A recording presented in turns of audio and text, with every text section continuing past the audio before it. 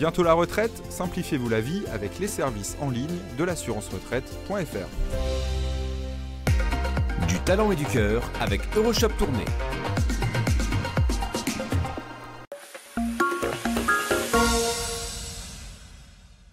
Aujourd'hui, je suis à Guénin et c'est Fanny qui m'a donné le prénom d'Eric. Eric, vous allez voir, il a redonné vie au café emblématique de sa commune.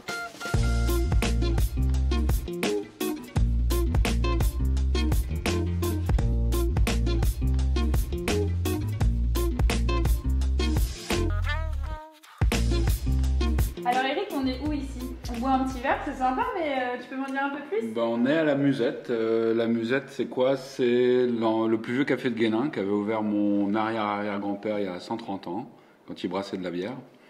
Et en fait, c'est un café emblématique de Guénin qui a fermé il y a 4 ans, qu'on a retapé depuis 3 ans pour faire un lieu un petit peu hybride, atypique, qui regroupe à la fois un café, un magasin fermier et puis une salle d'exposition. D'accord, donc tu as aussi un magasin juste à côté où tu proposes des choses de la région? Des produits locaux et des produits fermiers dans un rayon de 30 km.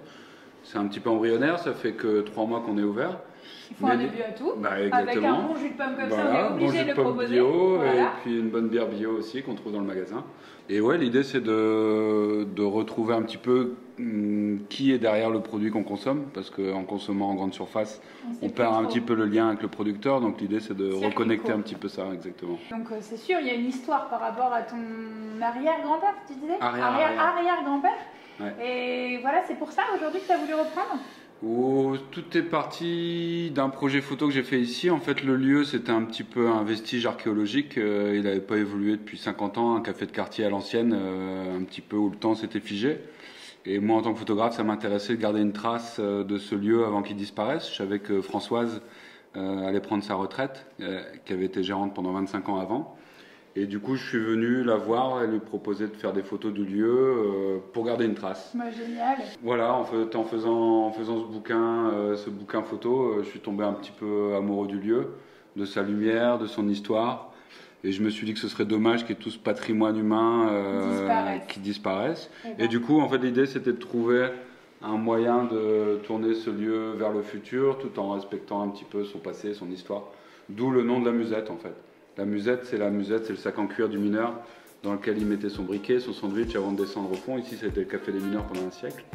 Et donc, en fait, qu'est-ce que tu as dans ta Musette? Tu as à la fois un café, un magasin fermier, une salle d'expo. Tout est là. Voilà. Eh ben, c'est génial.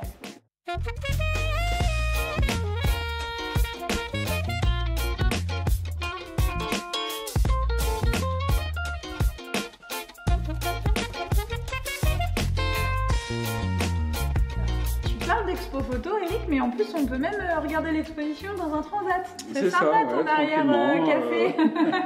C'est une expo collective, il y a 6 photographes, ça s'appelle la MU. Et en fait, c'est le processus de transformation du lieu entre chez Françoise avant et la Musette aujourd'hui. Donc il y a eu 3 ans de chantier, parce que c'était quand même un sacré état ici. Ouais, on le voit.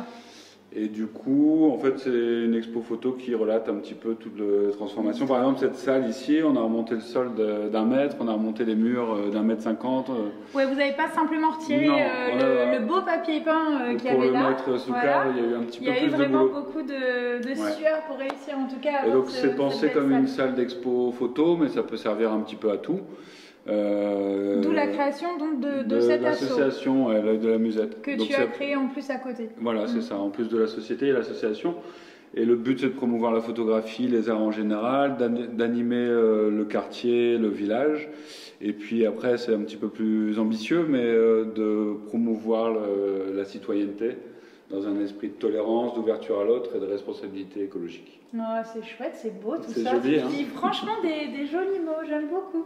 Merci. Et puis en plus, tu accueilles des artistes aussi. On a vu les poteries, tout la ça. Céramique, c'est de l'ouverture. Donc en fait. Ici, il y a un mois, il y avait 13 artistes dans la salle, 6 photographes donc, sur les murs et puis 7 céramistes qui exposaient au milieu.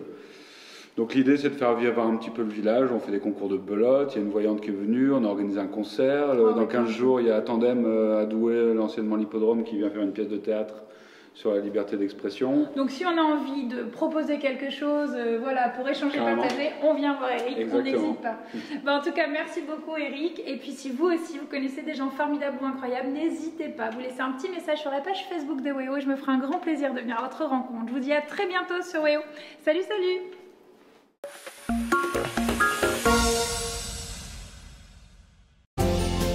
Pour ma retraite, je clique, c'est plus pratique. Rendez-vous sur l'assurance-retraite.fr. Du talent et du cœur avec Euroshop Tournai.